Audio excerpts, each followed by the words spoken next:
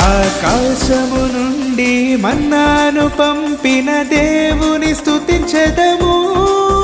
ఆకాశము నుండి మన్నాను పంపిన దేవుని స్తుతించెదము.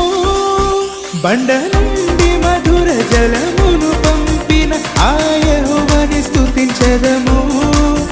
బండ నుండి మధుర జలమును పంపిన ఆ యెహోవాని స్తుతించెదము. హల్లెలూయా స్తుతి మహిమ ఎల్లప్పుడు దేవునికి ఇచ్చెదము. హల్లెలూయా స్తుతి మహిమ ఎల్లప్పుడు